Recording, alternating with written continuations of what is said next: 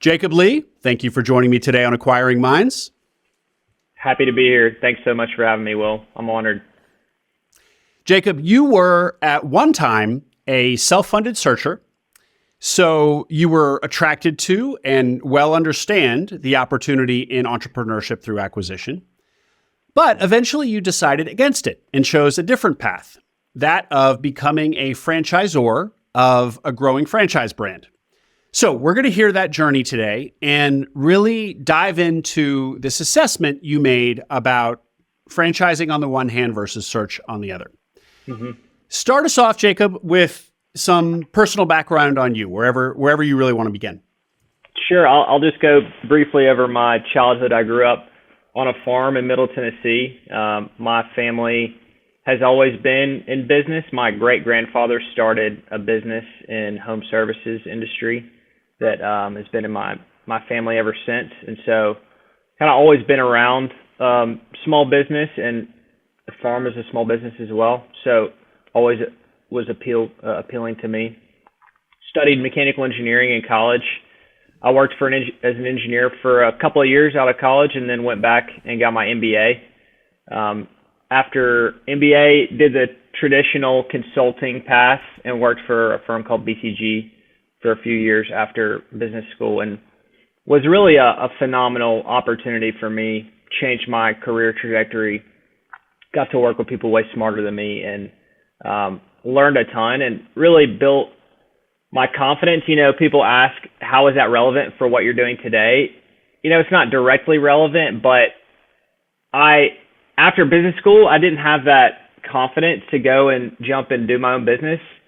After spending a few years at BCG, I did. And I think part of that is you get thrown into projects in which you don't really have a lot of context or expertise, and you learn really quickly and you just figure out how to get it done. And so I felt like I could do that in a small business. So about a year and a half ago, a friend of mine that I'd met at Darden in business school was working at an investment banking firm at Wall Street. He's from Birmingham, which is where I'm at now. And we started talking about what it would be like to go into business together. And, I may talk about it later, but someone came and spoke at a class at Darden who had done something very similar, who had gone into consulting, spent 5 years, and then left, found a business to buy. And that was just always in the back of my head as something that sounded really cool. And so anyways, we took the plunge, left my job, and we'll get into the whole search thing and everything, but we kind of started out as self-funded searchers, but that's kind of my short professional background. That's great. Thank you, Jacob. So, and Darden, just most folks will know, but just in case not, is UVA's business school. It's near and dear to my heart. I'm in Arlington, Virginia right now. A lot of family that went to UVA. So you, and let me just press on this consulting phase of your career. BCG also will probably be familiar to folks, but if it's not, BCG is really kind of one of the most prestigious management consulting firms in the world, often mentioned in the same breath as McKinsey or Bain. Those are kind of the big three, at least they were back when I was in college and people were applying to those places. Why not continue? Well, we're going to get into like how you chose what you did, but what you're doing now is probably not the traditional path for somebody who was at BCG. Why not either continue at BCG or go to what I assume is the next step for a lot of kind of BCG grads, which would be Fortune 500 or I don't know, maybe leadership at a high potential, high growth startup or something like that. Take the first question first. Why not continue on, aspire to be that partner at BCG? Yeah. For some people, it's a great path. Some people thrive in that environment and they love the continual change and the high stakes engagements and working with senior clients and big dollar signs and everything. It's exciting to them. They like to be in the room where the decisions are made. For me, I think part of my personality, it was very stressful. I mean, it was like my personality. I always wanted to be at the top of the performance, but you're working with people that for me felt like a lot smarter than me. And so just the competition, and there's this every 18 months you're up for promotion, and it's kind of an up and out culture. So you're always thinking about the next review, and you're always thinking about the next presentation. And so, that part of it. And then also, we had our first son when I was at Darden at business school. And so the travel aspect of it, you're traveling typically 4 days a week, every week. It probably never was going to be a career for me. It was always going to be a place to go and learn, and it totally fulfilled that purpose. But, some people love it. Again, some people, they get in it and it's exhilarating for them and they love that environment, just not for me. And then your second question on why not the traditional path, I just really enjoy building something. I really enjoy solving a problem. I really enjoy owning something. And the idea of going and owning a business, even if it's smaller, owning something and being able to have full control over it and build it myself versus going and being a part of a big corporation, spending 80-90% of my day in Zoom calls, and I know, in the large corporate world, a very small portion of your time, at least when I was at BCG, a very small portion of it was spent on what I felt like was extremely high value activities, and a lot of the time was spent on the presentation aspect of the job. And I think that continues on into the corporate world and the Fortune 500 world, and so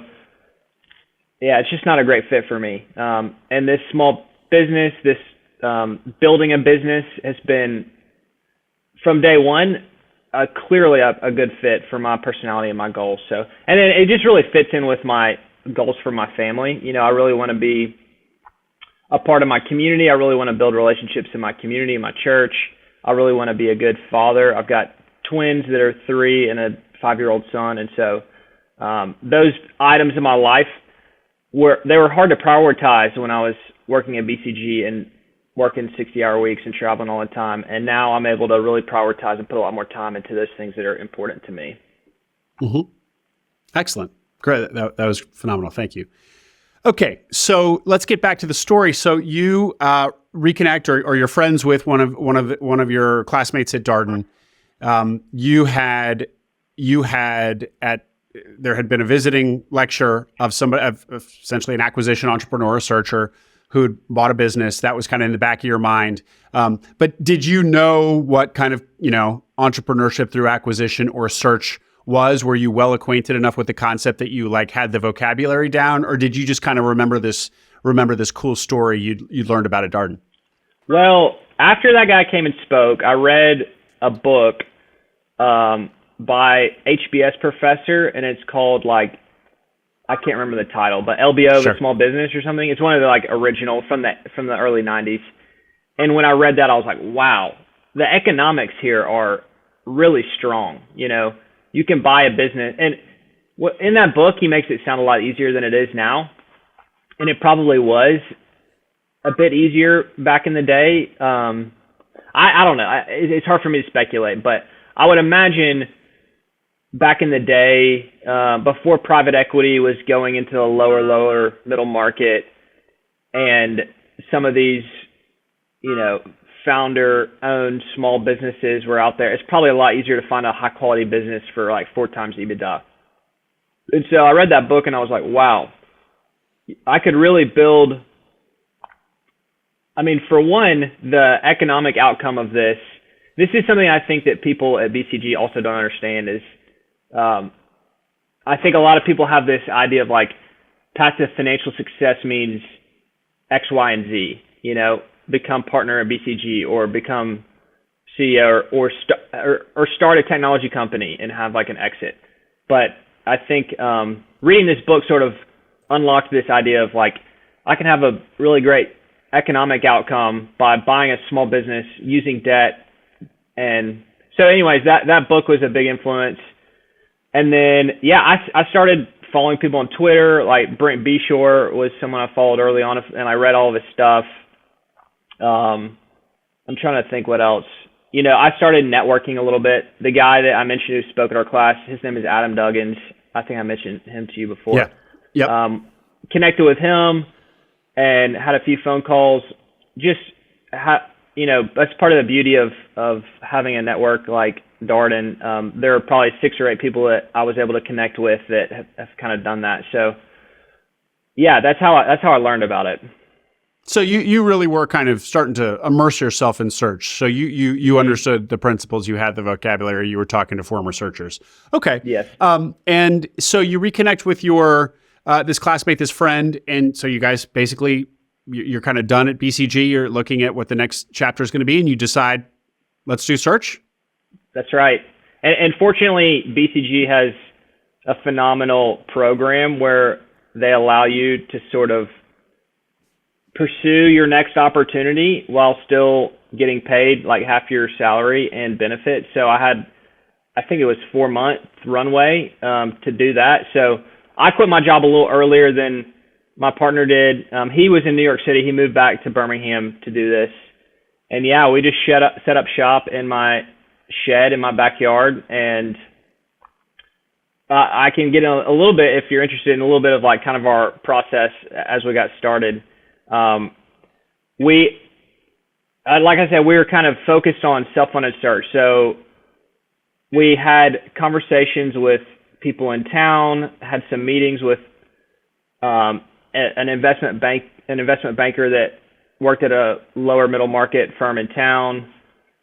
Had a phone call with a guy who was also a Darden guy that had done a search in Birmingham a couple of years. He had started a couple of years before us, and he was still searching for a business. I think for me, that was probably the biggest, that was probably the moment where I was like, wow, this guy went to the same school I did, extremely smart, well-spoken, energetic guy, probably did exactly what I'm planning to do. He's been doing this for over 2 years, still hasn't found a business to buy. And Brett and I just started saying, hey, what if we went 2 years and couldn't find a business to buy? Like, that's a terrible outcome. That outcome is something we really need to try and avoid. So that's really what got us kind of started looking at franchise businesses. Okay. And how long did you actually search? Well, we never set up meetings with companies. So I would say a month or so of conversations, and this was while Brett was still working. So I'd say a month or so conversations. We built a website, had a logo made, kind of started to form our thesis, and meanwhile having conversations. And I guess as we're forming our thesis, and when I'm working at BCG, I don't really have the mental bandwidth to really think these things through. And so it wasn't until I left BCG and we're having these conversations that it sort of became clear, like, man, this searching for a business to buy is going to be a lot harder than we thought it would be. We also had a call with a guy who, also a Darden guy who works at a private equity firm here in Birmingham, and sort of told him our whole idea, our whole pitch.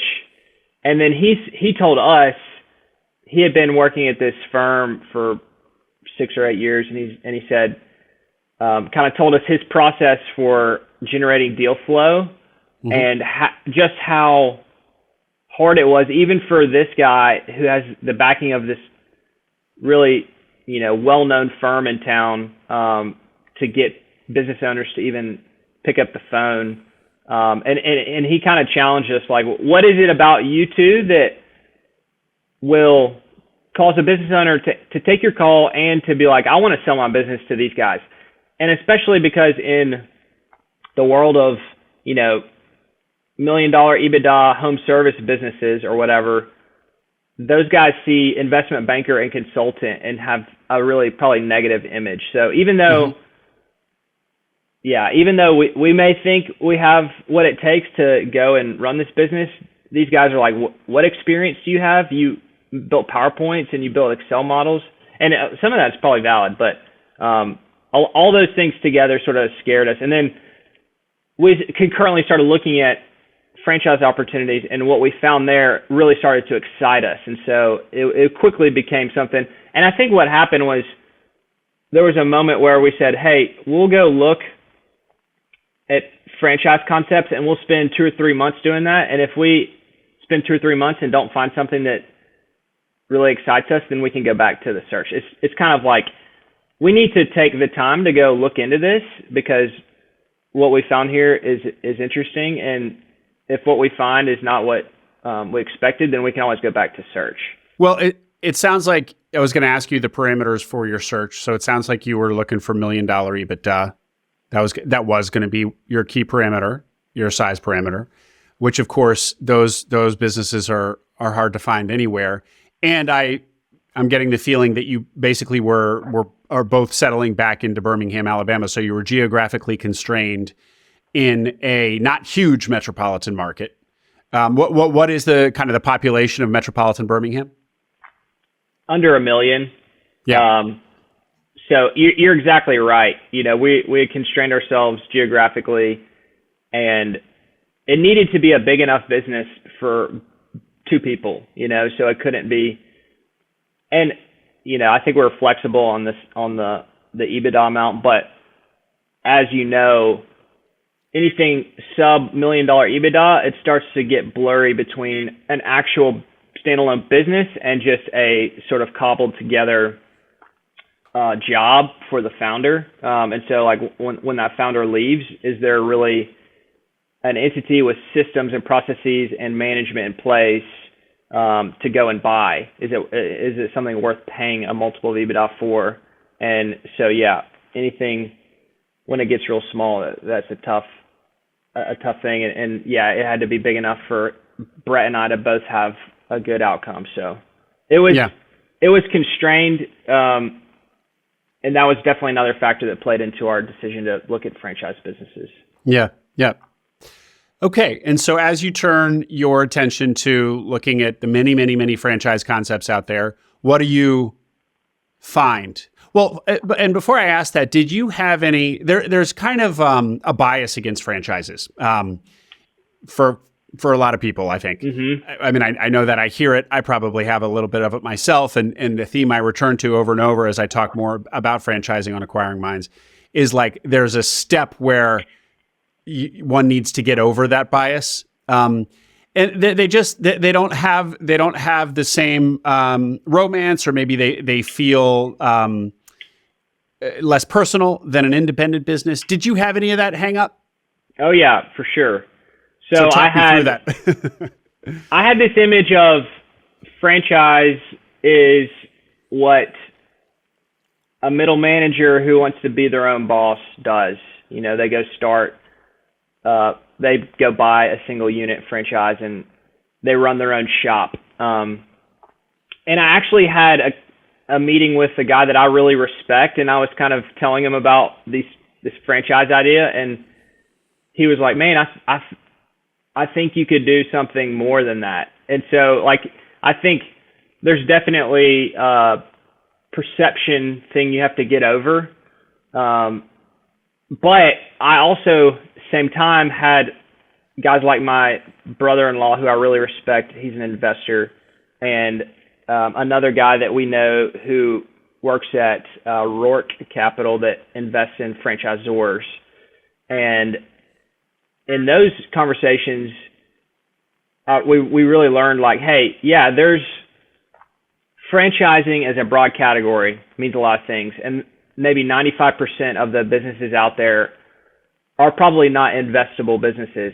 But here are some examples of some franchises that have been phenomenal investments for, even on the franchisee side. Because a lot of people think about the franchisor, private equity investing in the franchisor, but there's a lot of examples of the franchisee side being successful. And I think the first thing that piqued our interest was we learned about Orange Theory Fitness and learned about the economics there, which were, from what we heard at the time, you could build a shop for 3 to 4 times stabilized EBITDA, which is similar, economics to buying one of these small businesses. And so you can build a business for 3 to 4 times EBITDA, and then Orange Theory Fitness has been one of those brands that has taken off and attracted a lot of interest. And so those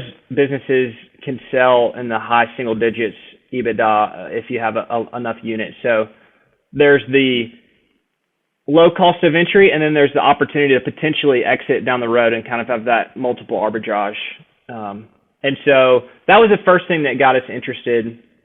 The second thing was the idea of, when you go buy $1 million EBITDA small business, we're going to take out a huge SBA loan.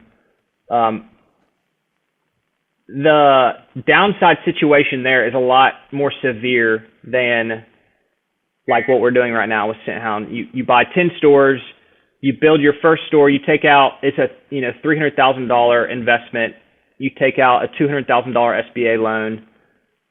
If it totally blows up, then we could go get a W-2 and like pay off that loan if we had to. They're not going to come take our houses. So that was the other thing that really attracted us to this multi-unit model, was you can sort of stair step your investment, and you can do it without raising a bunch of outside capital. Like you can, especially if you're able to stretch it out over time, where the earnings from the early stores are able to fund development later on. It really is like a compounding.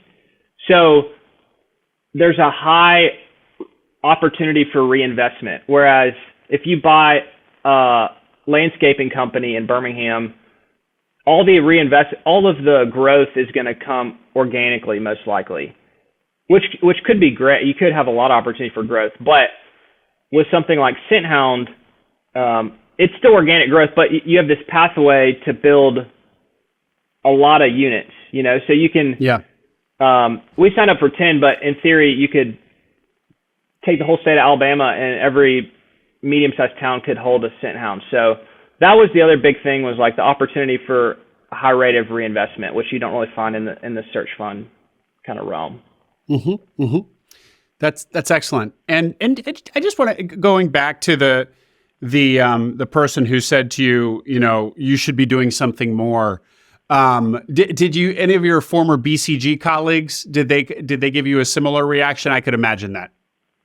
Well, it's mostly like, hey, what are you going to do next? And I'm like, well, we're starting a dog grooming shop. And it's like, oh, okay. Like they don't really have a framework. They don't really know how to respond to that. So yeah, you definitely have to swallow your pride.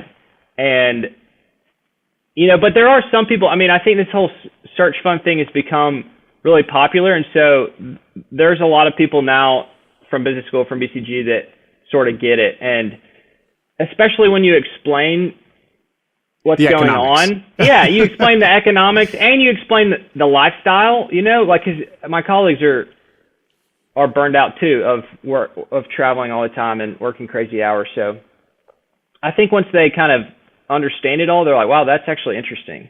Yeah. And then I've actually had a colleague a classmate of mine from Darden that we referred and that signed on as a franchisee of Scenthound. So there you go. Yeah, I think it's really interesting once you kind of learn the whole deal. Yeah, totally. And that's kind of a big part of what Acquiring Minds, the entire podcast, is about. And I don't want to beat BCG to death, but one more question on BCG, just to give us a point of contrast. If you were to devote your life to the partner track, becoming a partner at BCG, what could you expect to earn? What are the people at the top of the game in consulting earn? Yeah, I don't know exactly, but like I would guess the top partners are earning like $5+ million a year. Oh, so it's a really that is a lot of money. Outcome. Yeah. Okay. But these guys are they're really good at what they do. They're like some of the smartest people I know. They run circles around me. So these are really talented people. And they've devoted their lives.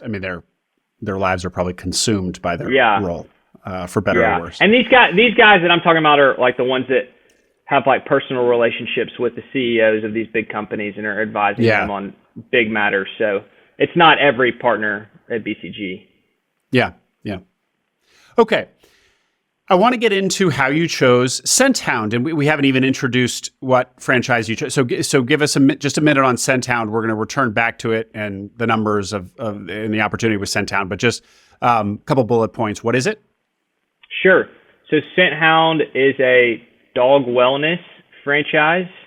So we have brick and mortar stores, about 1,200 square feet.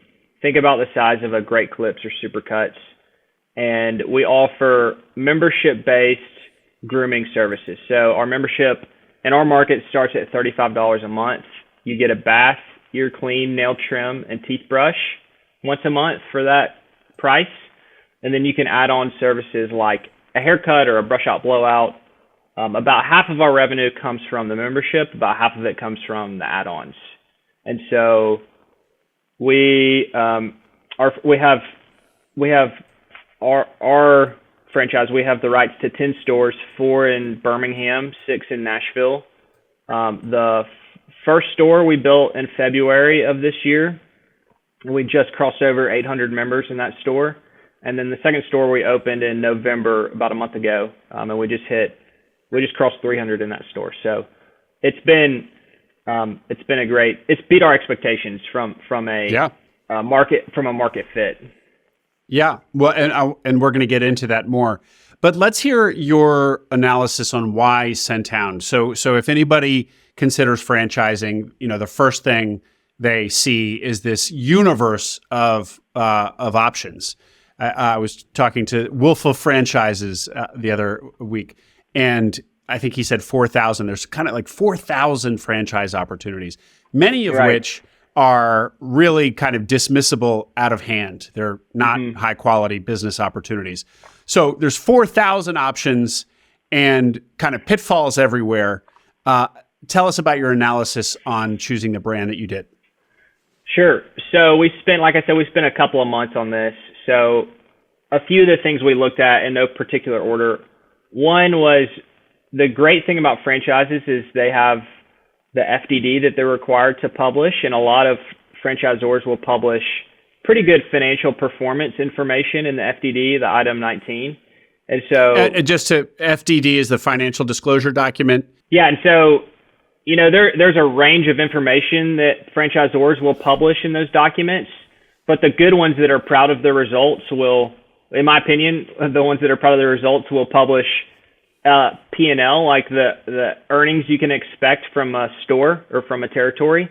And so we use that heavily. So we downloaded 100 FDDs. We use things like, to source ideas, we use things like Franchise Times list of like top franchises. We would kind of like find all the private equity firms that buy franchisors, and then we'd go look at their portfolio companies. And we would use that as a list. We also spoke with guys from Rourke and L5 Capital and some other firms that are in the franchise world to kind of get ideas. So we had this big group of ideas, and then we started to gravitate, like we kind of crossed off the non-brick and mortar businesses. I guess one bias I had was, like I said, my family's in the home services business. So we have a HVAC and plumbing business in Middle Tennessee. And so I kind of like crossed that whole category of like territory type franchises off, because I just sort of thought, like, if we were going to do that, we could just kind of expand that the family business. At least that's how I thought about it in my head. And also, so back to like the growth story, like when you have a territory, you're kind of expanding your geographic territory. When you have stores, it's a bit more of a clear path for growth, at least in my head. Like, you build a new store, you get it up to maturity, it's a standalone business. Whereas like the territory, like let's say you have a landscaping franchise, it's a lot more like buy an incremental truck, hire a new crew, kind of expand into this region of the market, which may be fun. But anyways, we kind of crossed that off. And then we started looking at, I'd say, a range of sizes. Like, we were really interested in one called Tommy's Express car washes. Tommy's Express Car Washes. Yeah, and we loved a lot of things about that business. For one, it had been family owned for a long time, had a really great management team, had a really serious support team. So like that's another big element of a franchisor is like the quality of the support they offer. And we had like the super day or whatever they call it with them, and we met a lot of their support team. We were really impressed. That business is totally different than Scenthound. It's like a $4 to $5 million car wash, and it's a little bit more of like a real estate kind of hybrid. So, and it takes a couple of years just to get one built. So it's hard to get all the permitting and construction, ground up construction. So, but you know, if you look at their FDD at the time, I think they averaged almost $2 million in revenue per car wash and almost $1 million of EBITDA. So incredible margins. So that's an example of one we looked at. We really liked. Mm-hmm. We also looked at another business that was a window tinting business, automotive window tinting. It was just one we kind of stumbled upon. This is kind of on the other end of the spectrum. It only costs like a couple $100,000 to build a window tinting shop. It's a super high margin product. It costs like $500 or $600 to get your windows tinted, but it's just basically some labor and some like plastic film to apply. So really high contribution margin. And the competition in Birmingham seems pretty weak in that area. So similar to dog grooming, it's like all mom and pops. And so, but at the end of the day, kind of leading up to what attracted us to Scenthound was this idea of a growing market. So like a market with tailwinds, like an industry with tailwinds. Yep. And the window tinting business just doesn't have that. And it also probably has this like, this risk that it may just go away completely. Like we found, for example, this technology where you can flip a switch and your car windows will like automatically tint. And so we like did a lot of research into that, and we actually found there's like a publicly traded company that owns the IP for that technology. And at one point we like floated the idea of buying stock in this micro cap company to like hedge against our investment in the franchise. Like if this became mainstream and it tanked our franchise business, at least we'd own the stock in like the IP. But yeah. Anyways, probably a sign that you should just choose a different franchise. Yeah, exactly. Yeah, exactly. At the end of the day, like window tinting, it was really high, you know. So you look at the investment cost versus the stabilized EBITDA, and in that situation, you know, the return on investment could have been like 50 to 75%. You could have made your money back in like a year and a half. So that's kind of like what was really appealing. Scenthound was kind of the best of both worlds. Like, so economics is it takes about $300,000 to open a store, and that includes a $200,000 build out of your physical location, $50,000 of equipment, $50,000 of working capital, like wages and advertising, everything until you hit profitability. So, and at the time, they only had 5 stores on their FDD. So they had 5 corporate stores. It's a South Florida, West Palm Beach-based franchisor. So they had the average P&L of those 5 stores. And for those 5 stores, they averaged around $100,000 of EBITDA.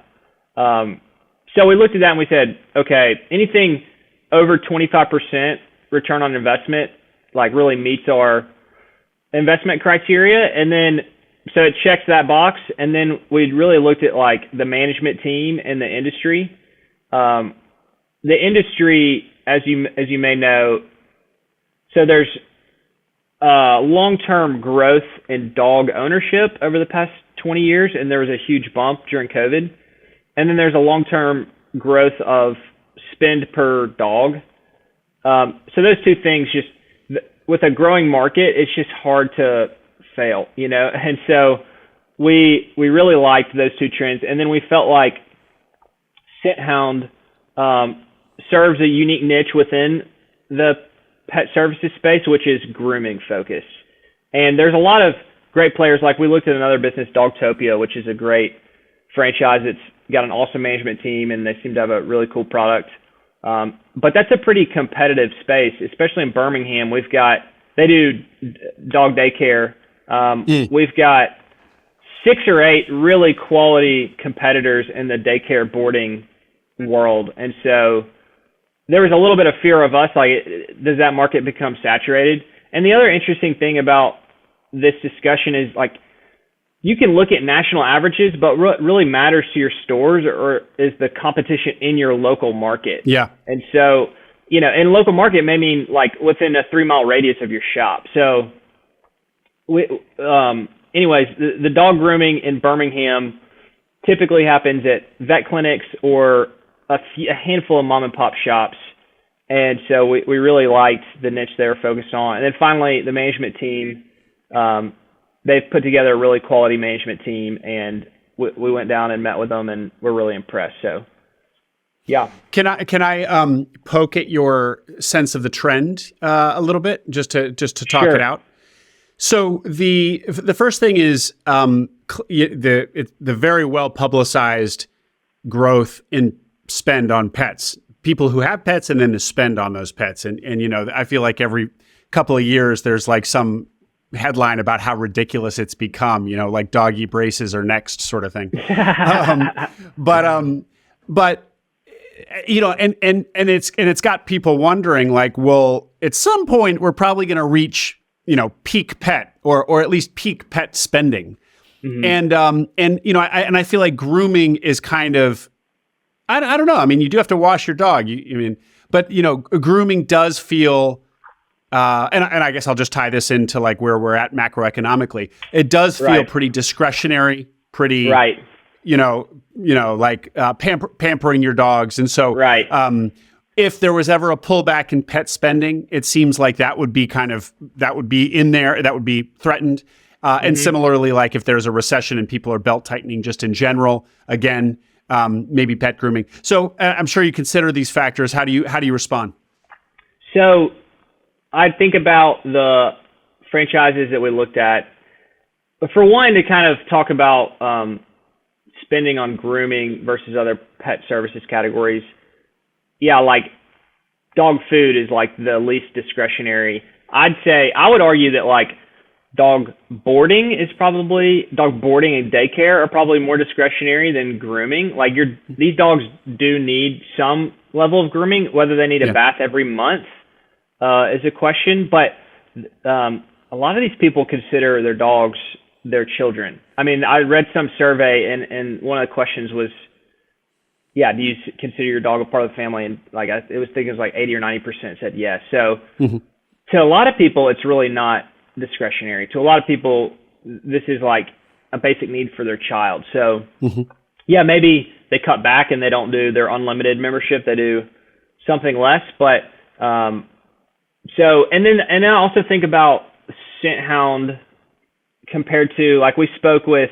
Exponential Fitness. I think they're a big publicly traded company that owns a bunch of boutique fitness brands like Pure Barre. When I think about Scenthound compared to them, or Scenthound compared to even car wash or window tinting or some of these others, like, I think dog grooming is much more recession resistant than those others. So it's a good question. I don't know exactly what will happen if and when there's a recession, but I feel pretty good about it relative to other businesses that we looked at.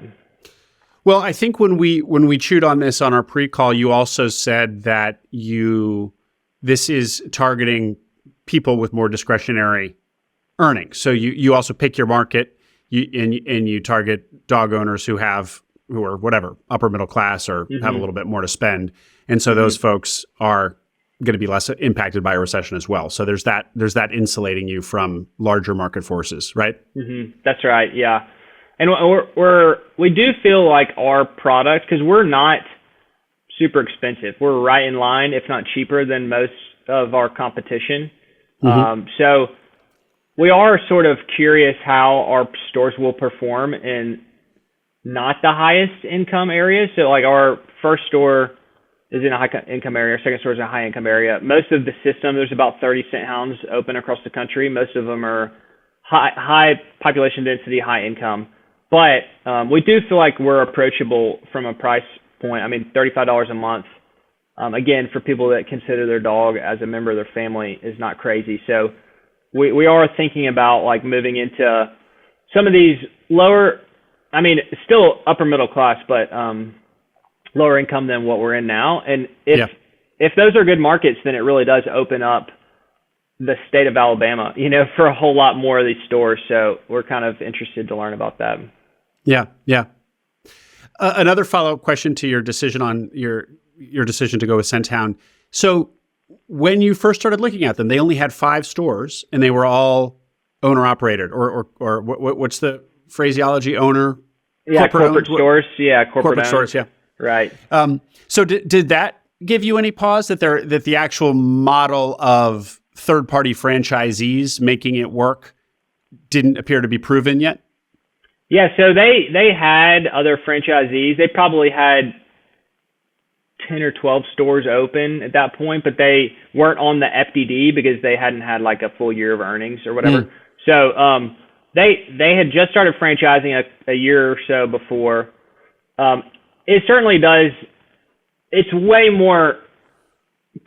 It would be great if we had 5 years of history of franchise stores to look at. The issue with franchising, and this is something we hadn't talked about yet, but there's a balance between finding a mature brand and then finding a brand that is still selling markets you're interested in.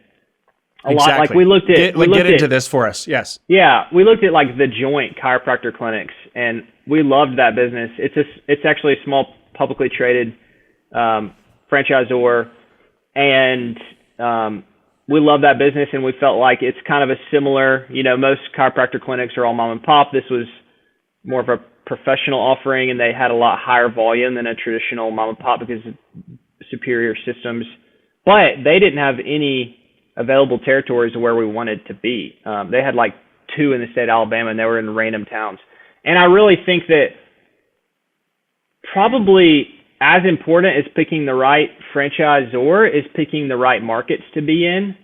And the franchisors are, especially these mature ones, I'm guessing, are trying to sell units. So they'll sell you a unit. They're not going to sell a unit that they think is going to be a failure, but they start to push the boundary a little bit of like, oh yeah, you can open a store in like Anniston, Alabama, or some kind of random town. So anyways, we felt like we wanted to be in a brand that we could go into markets we believed in. And obviously we live in Birmingham, so that was kind of priority number one. I'm from Nashville, and Nashville is a booming market right now. And so when we found that Scenthound had available territories there, we secured that as well. So that's definitely the balance.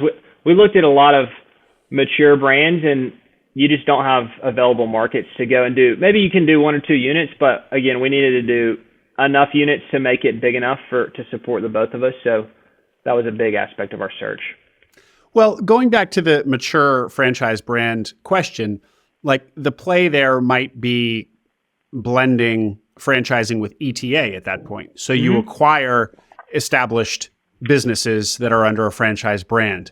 And we're seeing more and more talk of this on Twitter, and I'm going to be highlighting it myself a lot. That's why I had Wolf of Franchises on for the interview. So did you consider that, buying, 10 Midas locations in Middle Tennessee or Northern Alabama? We did not really have any serious conversations about that.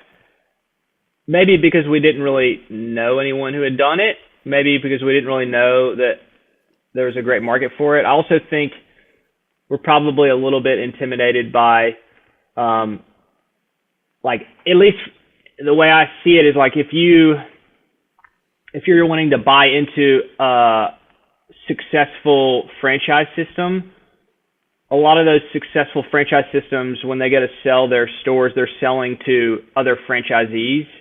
And so it is kind of like what I've heard, at least. So to get into a great system, I think might be difficult to do through the acquisition. But again, this is kind of out of my wheelhouse, so that's probably why we didn't really explore it, because we didn't really know a lot about it. Yeah. Well, and just to answer that question, not my own, but what Wolf of Franchises had told me, true. It is that much harder to break into a brand, but if you can swing it, then it's good, because precisely it's like there's a barrier to entry, and once you're on the inside, then you, as the acquisition entrepreneur, can become the acquisitive player. And if you prove yourself and other owners around the country know you, the deal flow just becomes quite easy, and then you can quickly roll up, because the systems are all integrated, and adding another location is trivial compared to buying a bunch of independent businesses. So yes, harder to break in, but once you're in, like, way less friction to expand through acquisition. So, okay. This is really great, Jacob. Let's get into some numbers. We've already got into it a little bit. So you had said that when you looked at these 5 locations, so they had 2 or 3 other franchised locations, third party franchisees. They weren't yet on the FTD because one full year hadn't gone by yet. So you were looking at these 5 locations, corporate owned, and they were each doing about $100,000 in EBITDA. So as you know, that $100,000 is way too small to buy a business according to the traditional, like, self-funded search model. So this only makes sense if you really have a plan to own multiple, like a minimum of 5. And so what you did is agree to 10. So talk us through that, like how you thought about why 10, why not 7, why not 15, how much that costs, what you have to commit, just, where how did all of this come together into a concrete, investment? Sure. So I'll start by saying what we know now, for these early franchisors, the numbers in the FDD are good guidelines, but they're not, like, you can't expect that's what you're going to earn. So in this case, we think we could do a lot better than $100,000 of EBITDA, possibly. Like, the stores that were earning $100,000 of EBITDA in this FTD had like 500, 600 members. We've already got 800 at our first store, and there's no reason that we can't have 1,000. However, like, the labor figures that they had in that FDD were a lot lower than we're experiencing now. So it's not like we're just printing money in our first store. And I think I mentioned to you that we invested in a really high quality manager and and we also invested in a groomer trainer, which are not, you don't need those 2 people if you're just doing one store. So all that to say, if I were to go back and evaluate the FDD numbers, I would take it with a bigger grain of salt than I did, because I think it's probably a good, like, basis to get you interested in the business, but, like, what it works out to is very different, at least in our experience from what we saw there. So yeah, we saw those numbers and we thought, okay, we need to probably do 10 to make it equivalent to the search fund $1 million EBITDA business that we were kind of considering. And if you think about it, like, we signed on for 10 stores to develop over a 4-year time period. So 2 stores in the first year, 3 in the second, 2, and then 3.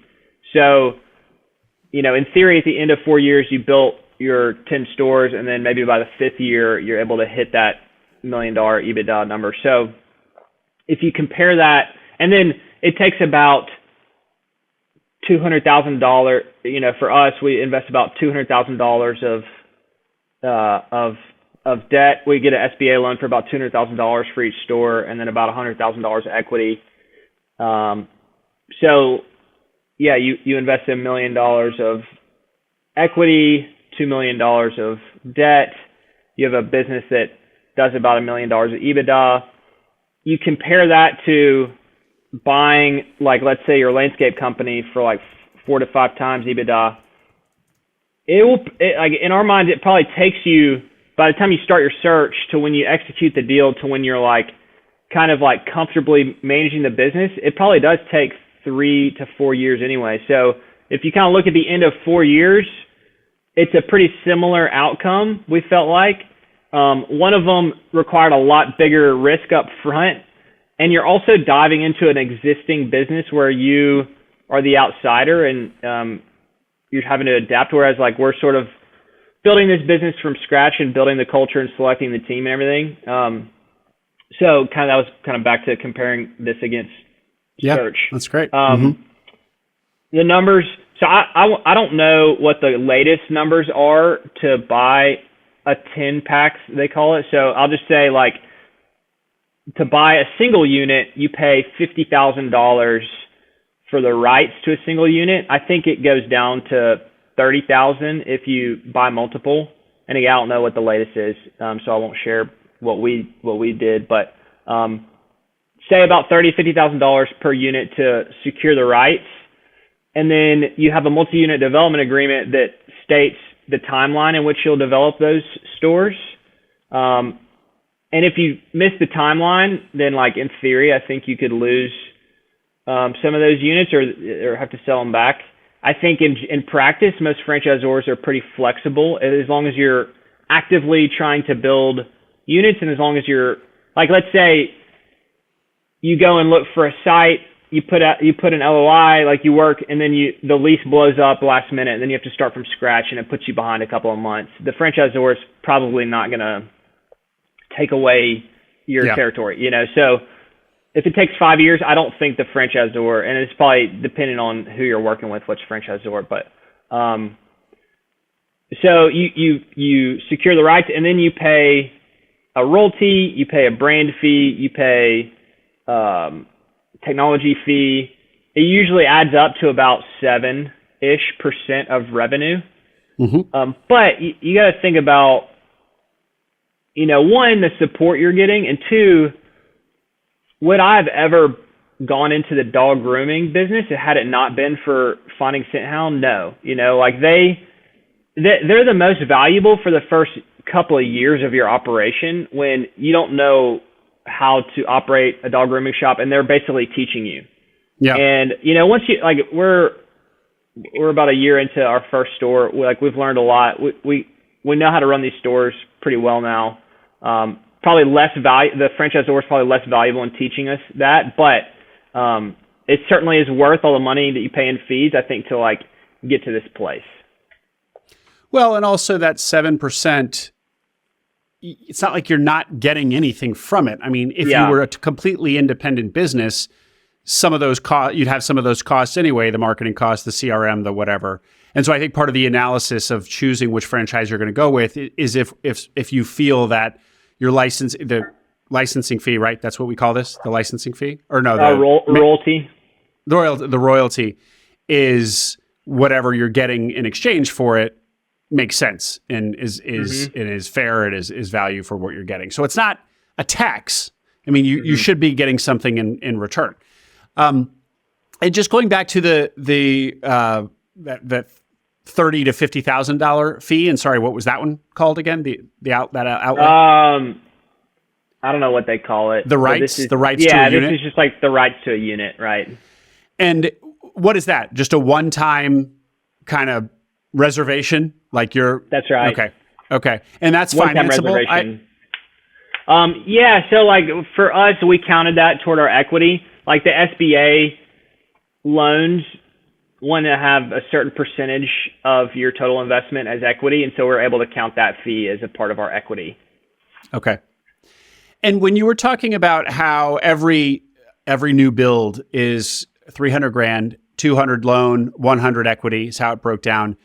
The point here, and tying into kind of the effects of compounding you touched on earlier, is that the profits from every existing store will go into this equity cost for subsequent stores, right? So you're not coming to build your $3 million empire of 10 stores. You're not coming out of pocket $1 million. I mean, you are, but gradually. Yeah, and SBA loans, you can borrow up to, I think, 90, and the percentage goes up the more equity you have. So like our banker told us that in a couple of stores, we probably could finance 100% of the store. So if you were to try and minimize the amount of equity, maximize the amount of debt you're going to use, then you probably could get away with our development schedule and then only investing like maybe $400 or $500,000 of equity, because you have cash from early stores to finance the later stores, and or you can use more debt in the later store, or a higher percentage of the total investment in debt in later stores, because the bank will like count the cash flow and equity of your early stores when looking at the later stores. So yeah, so it's in that sense can be, I mean, the return on equity can be obviously enormous if you're only investing,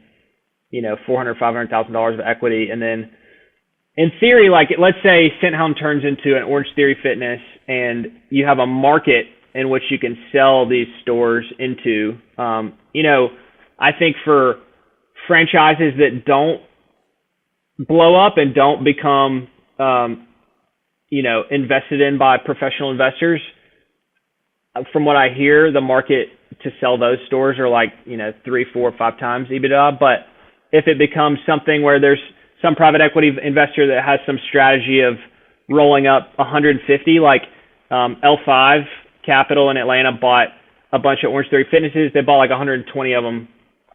If that activity starts to happen, I think it drives up the multiples in the store. So like in theory, we could potentially sell our 10 at a 10 times EBITDA multiple. So if you did the math on that, the return on equity would be enormous. Obviously, a lot has to go right between now and then.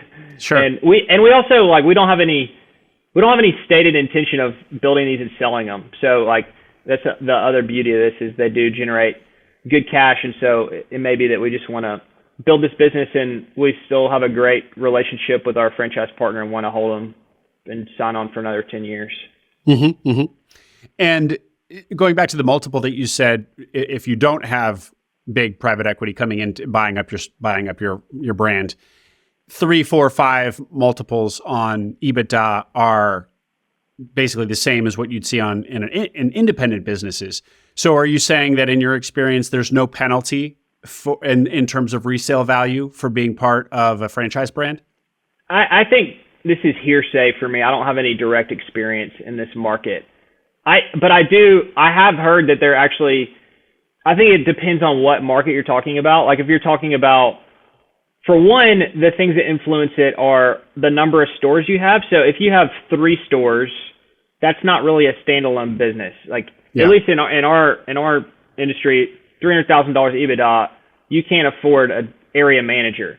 And that's another big part of our decision to do 10 was that we needed enough EBITDA to support an overhead structure. And for us, that really meant an area manager, so that we could not be running the stores day to day. So if you're looking at that like small store count range, again, I haven't been in this market, but I think it's like low single digit EBITDA multiple. I have heard that there can be a penalty for franchise brands versus independent brands. Like let's take a burger chain,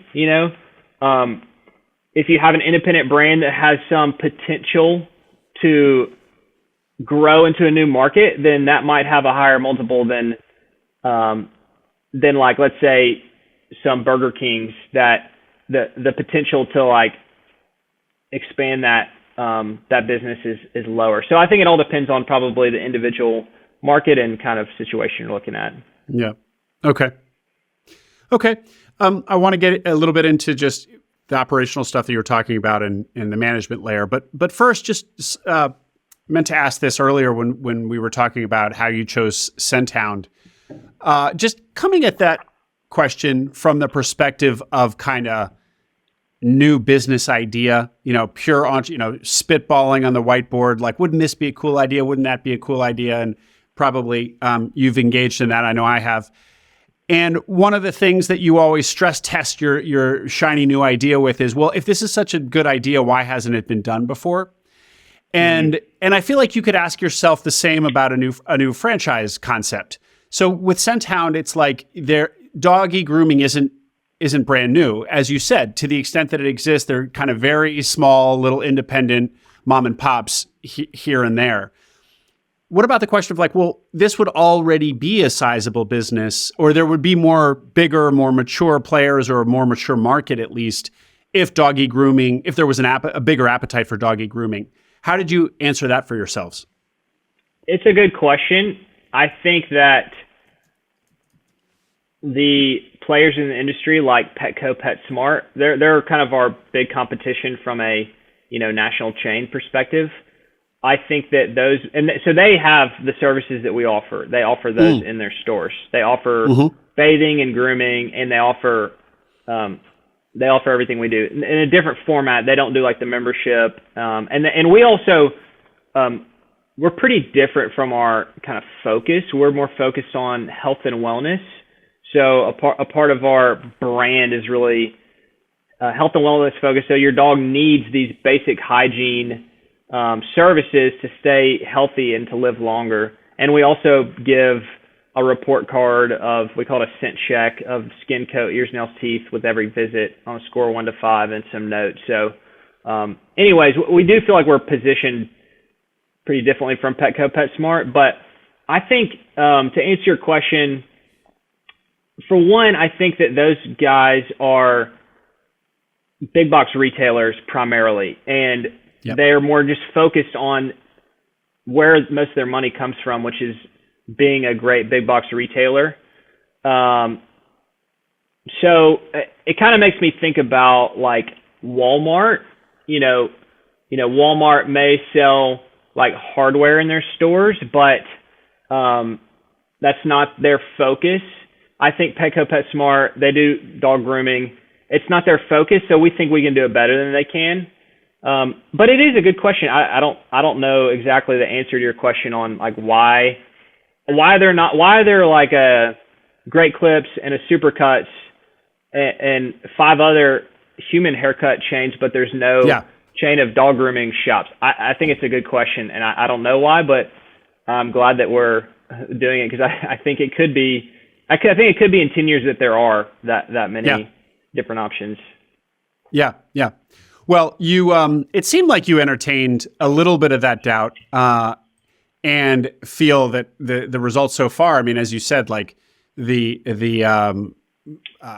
those 5 initial locations. What did you say? They had 500 customers, and you have 8, and think you could get to 1,000. So that certainly suggests that there's more demand than even your most optimistic projections. But I want to just, Jacob, indulge me because I love this. When I was preparing for our call, this Twitter thread you had from September 6th.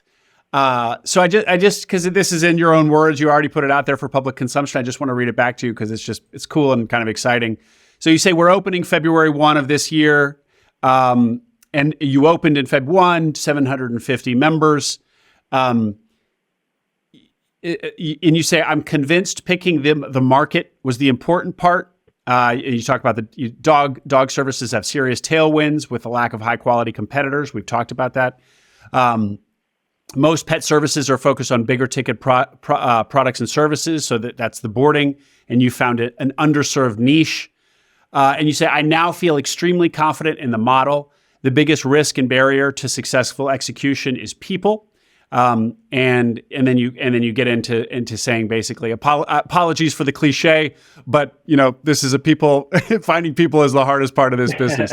So anyway, a lot of that was stuff we've already touched on, but I liked reading, just seeing that Twitter thread of yours, and the energy behind it. So let's start wrapping up here, Jacob, with a little bit more about the people question and what your layer and operational layer looks like to the extent it exists at all. If I recall, your business partner is not full-time in the business. You are, but you guys are not yet paying yourselves. So what does that look like today? Sure. And it's funny you bring up that thread. I think my evolution of how I think about this business went from like when we started looking at franchise opportunities, it was way more like looking at it as an investment. And then it was looking at it as development, building out the store, Facebook ads, marketing, trying to build the membership. And now it's like culture and people and how do we build the best team, which again is cliche, but And do you like that progression, or are you like, wait, this isn't what I signed up for? No, I like it. I don't think of myself as, and I think this is where I need to develop into like the culture builder, the leader of people. I think of myself more of as an engineer, problem solver, like evaluator of problems. But yeah, I'm enjoying it, and I really do believe that, okay, the market's there, the model is great. If we can attract the best, hourly worker team and build a family environment, and then culture, like when I think of culture, it's like when you look at your coworker, what do you see them doing? What is the expectation for how you behave in the store? Is that I complain, I'm on my phone, I'm just like kind of looking for ways not to work, or is it I'm competitive, like against myself, and I'm like happy to be here, and like my coworkers are optimistic, and like this competitive, positive environment. I don't think it matters that it's hourly worker or BCG. I think having that like sort of healthy, competitive, and family feel within the store is what will allow us to attract great employees and retain them. And at the end of the day, like when our customers come and the service they expected to get, they got, and it happened on time, then they're going to keep coming and they're going to keep recommending it to their neighbors. Yeah. So kind of back into the management and how we thought about setting this up. So it's different than a lot of our fellow franchisees. Like a lot of fellow franchisees dove in as the manager of the store day to day. We like purposefully didn't do that because we didn't want to get stuck kind of in that role, because I do think there's a risk of, it's easy to think about like I'll serve as a manager for 6 months and then I'll hire someone to replace me. But I think that's, from what I've observed, like harder said than done. So we went and found a guy who had 15 years of experience managing movie theaters and hotels and vitamin shop, not dog industry, but like retail management experience. And he's been the best thing that happened to our business, like the best thing that happened to our business other than picking Scenthound. He just has taken on this role and kind of like acts like an owner and has led to the success of both of our stores. And he's going to be the guy that steps into that area manager role. And so he does all the hiring and firing. He sets all the schedules. He manages the business day in and day out.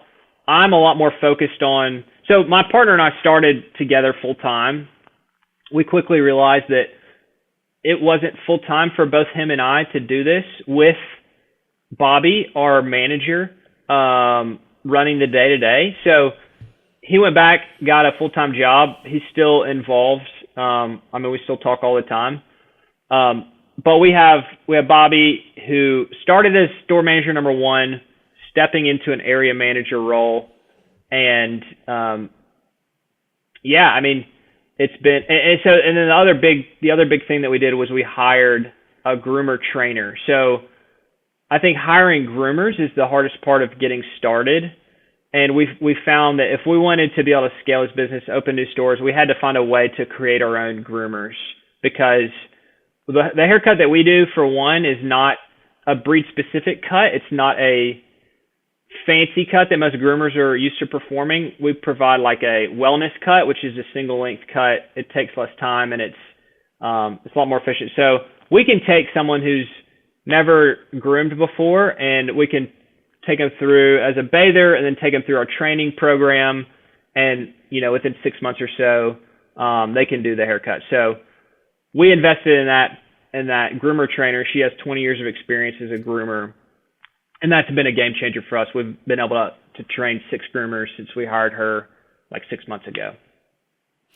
That all sounds awesome. But a fully mature store makes $100,000. And even if yours are overperforming those 5 stores in Florida, let's say you're doing 120 or 50 grand optimistically, I feel like that all just was spoken for with these 2 hires. Yep. And then some. Yep. Yep. That's right.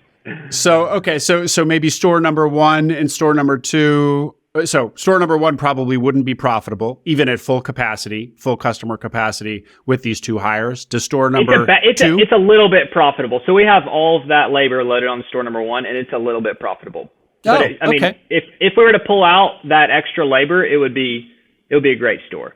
Store number two, like store number one, we're kind of considering as our loss leader. You know, it's like helping support. Yeah. And then store number two is where we should start hitting those numbers that we expect. Yeah. Well, that's great. Okay, and so store number two, you're aiming for 100 or 100 more, 100 or more than 100,000 in EBITDA. And then, so what was it? 1 the first year, 2 the next year, 3 the next year, 4 the following year. It's 2, 3, 2, 3. Okay. So we have a lease signed for our third store. We're planning to open around March. And then, honestly, we hope to open a store every 3 or 4 months from that point on. And, you know, if we love the business and we're 2 or 3 years into this, we could definitely see ourselves signing up for a new territory and doing more. Because the beauty is once you get into a rhythm and once you have your area manager and once you kind of have like sort of the structure for the business for the area manager to manage the existing stores, then each incremental store is not that hard. I think the key is like making sure you're building in really good markets, because we picked like the very best markets for our first 2 stores. I think it's important not to like dip your threshold down just because you want to build more stores. Yeah. Well, I guess, and the other thing, maybe this is a different way of saying what you're saying, is that like you worry that your first store, your inclination is going to be to put your first store in the most desirable location. And so you just worry that maybe your first store isn't, representative of what store 7 and store 10 will look like. Right. But on the flip side, store 7, okay, you already have 6 stores.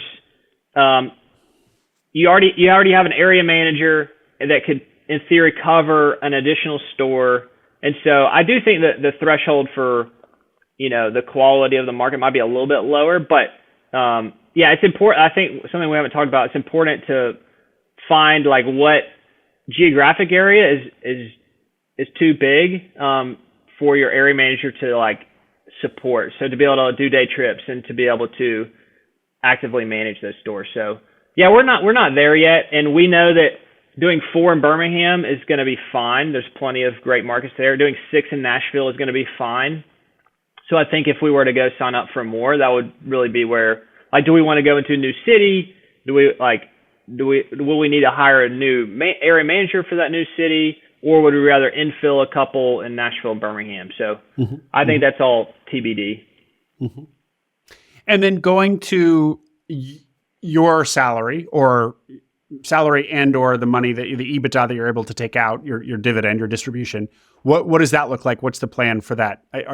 You're not paying yourself now, I assume, based on my understanding of where the numbers are at. Yeah, that's right. So I think we're really fortunate to be able to have income to be able to pay the bills outside of Scenthound, which I do think is a huge part of this equation, and allowed us to pursue this option, and we really just wouldn't be able to pay ourselves the income we need to do that otherwise. So I think that within a couple of years, we hope to be able to start pulling cash out.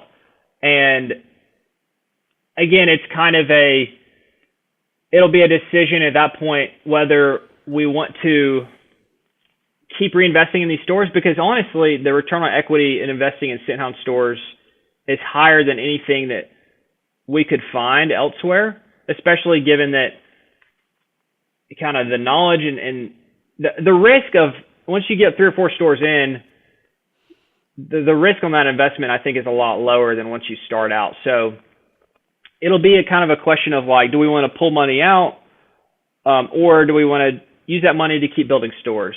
So we don't have a definite plan on when we're going to start pulling money out, but I guess for me, as long as the stores are profitable, like that's kind of like whether we use that money to pay down debt or whether we use it to build new stores or whether we use it as a dividend, it'll be a question at the time of like what makes the most sense. But the most important thing is that the business is generating cash, you know? Sure.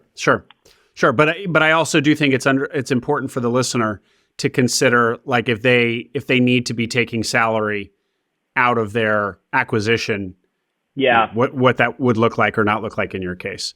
Well, I do think, you know, kind of like if I were to do this and I needed a salary, I do think that there are a lot of people interested in investing in opportunities like these. And so I think you could structure something similar to a traditional search fund where you get paid a salary or some kind of management fee and still have a really attractive return on an investment or return on equity for your investors. So I do think this sort of business could lend itself well to having an outside investor. Interesting. Especially like if you were to have like a wealthy individual, because the check sizes are not huge, you know, so it doesn't need to be like some fund or something. Yeah, because the actual costs here to get something going are not super high. Yeah, I think you could certainly structure something, especially if you were not partnered up. I think you could certainly structure something with a investor. Let's say you had an investor provide all of the equity and co-sign the loan with you. I think you could certainly set something up where you took like a low salary for a few years and then you earned in an equity portion over time, and it still would be an attractive investment for an outside investor. So I definitely think you could set this up kind of like a traditional search fund to make the economics work. Well, Jacob, let's close on brainstorming a little bit. So I just did a quick search for Scenthound in my area. I'm in the DC metropolitan area. I'm in Arlington, Virginia specifically. And I see one Scenthound only in Fairfax, about 25 minutes from me. 47 reviews, 4.9 stars on Google. So people are happy. Seems to be doing well. But I would imagine my area is a very strong area for something like this, just because the DC area is very healthy economically. A lot of counties here are always on the top 10 list for income per capita. And then there's Baltimore to the north. So we got a lot of population. What's the play here? Do I go to Scenthound corporate and say, let me build out new territories? Should I do an ETA approach and approach the Fairfax owner and say, let me buy your location and then be the only game in town and start building out units after learning from this successful operator? You know, what would you do if you were sitting up here in DC? Yeah, I think the ETA route is probably too early in this brand. There may be some opportunities of franchisees that want to exit for some reason or the other, but you're basically buying their territory. They may have like one or two stores that are up and running, but it's not like you're buying a Midas or something and buying and being able to roll up a bunch of stores. There's just not really many mature stores out there. So there might be an opportunity here and there. I don't think in your area there is. But yeah, setting up a phone call with Scenthound, they'll be able to tell you more on available markets, available territories. They're also looking for certain candidates, you know, so they do have a process of evaluation. They're looking for, you know, people with the right financial background, like they need to have a minimum liquid net worth, things like that. And then also they're looking for people with the right experience. So in theory, they're not going to just let anybody sign up for one of these. But you set up a call, you'll have an intro call with sort of the salesperson there, and then it's sort of a process. A lot of people will reach out to existing franchisees like me. Sometimes I'll host a call with 6 or 8 prospective franchisees and do a Q&A. That's the best way because the franchisor is not allowed to tell you a lot of things because there's like certain rules around what they can and can't say because they can't like, you know, make any performance claims. And so the best thing to do is speak with the existing franchisees and get their experience. So you'll talk with franchisees, and then you'll have I can't remember what they call it. Meet the pack is what they call it. You go down to South Florida and you spend a day or two with the management team and you do like a short presentation. And that's kind of the final step of you get approved for your territories you're looking for. And and then it's, maybe 6 or 8 months between then and when you can open your first store. Or for the listeners out there, they're happy to reach out to me directly, jlee@scenthound.com. I'm happy to answer any questions or help get that process started. And so are you, I think you said there are 50 locations now around the country, 50 Scenthounds around the country? I think it's more like 30. It changes every month, but it's more like 35-ish. And so have you been reached out to by many of these folks? Because and because like you're an existing I franchisee now. I did. We used this process heavily when we were evaluating franchises. We spoke with a ton from a bunch of different systems, so I try to be as open and available as possible to help people out. And then we also do, like at Scenthound, we'll designate a franchisee for doing these, get to know you phone calls. So I'll do that for a few months, where every 2 or 3 weeks I'll host like a 30-minute phone call to help people out. So I've done 6 or 8 of these. Cool. Well, Jacob, you in that Twitter thread that I referenced earlier, you ended by saying, on a side note, professionally, this has been the most rewarding / fun thing I have ever done. 100x better than management consulting, even though washing dogs is much less glamorous. So that's still pretty much how you feel? Less glamorous, but more fun? Yeah, it really is. I mean, for a lot of reasons, personally, being able to prioritize the things that I care about, being able to build relationships with guys like Bobby, who's our manager, and invest in him and like see him grow and have an opportunity to have a real leadership role in this growing company, and to be able to like sort of be a part in creating that is really fulfilling to me. Being able to go into the store, see something that we could do better, go back to the office and like think about it and build a process document or whatever, and then go and implement it and see that thing improve is like my favorite thing to do. Like another example is, we have a sales process of people click on a Facebook ad, they put in their information, we get a lead. And I'd spent a couple of weeks like building out a better CRM process where the lead will fall into the CRM, and then we can automatically text and email them. And then going from having a Google Sheet to manage that to having this CRM and seeing the efficiency we gain and like the improvement in conversion and results, that's the sort of stuff I love to do. So totally.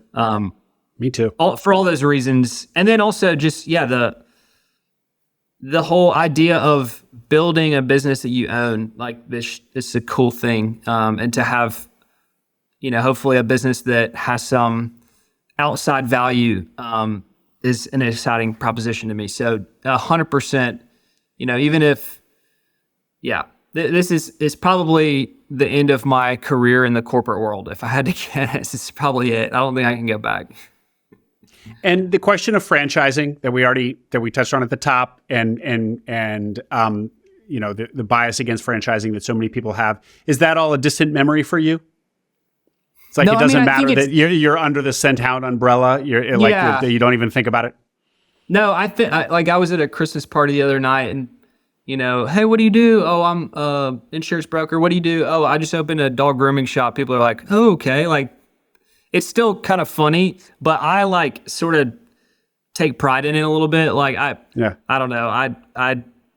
I try, and I think we talked about this before. One of my personal goals is to not let other people sort of define what's valuable to me. And I think this is an exercise in that. Like I try to, stay true to what I think is valuable, and this extends to my career. Like I don't want to care about what people think when I tell them I work at or I have a dog grooming shop instead of like I'm a consultant at BCG. So it's kind of funny though to get the looks from people when you say you own a dog grooming shop in that setting. Well, we could all stand to be a little less tied to our egos. I know I could. So it's awesome that you're proactive about that in yourself. Jacob, what a fun and interesting conversation and story. Thanks very much for coming on and just being so transparent, sharing so much about your thinking here, the numbers, your plan, all of it. Great conversation. Thank you very much. Absolutely. I'm honored, Will. And congratulations. I mean, it's a really neat path that you're on now too. So yeah, thank you so much. And again, if anybody wants to talk more or wants to hear more details, I'm happy to exchange emails or hop on a phone call. And my email is jlee@scenthound.com. So I'm always available. All right, Jacob. Thanks very much, man. Until next time. Absolutely. Yeah. Have a good one. I hope you enjoyed that conversation with Jacob Lee. Make sure you subscribe to the channel here. Once, sometimes twice per week, I'm releasing new interviews with people who have bought businesses. So lots more great stories to come, stories that will help you along your journey to buy a business.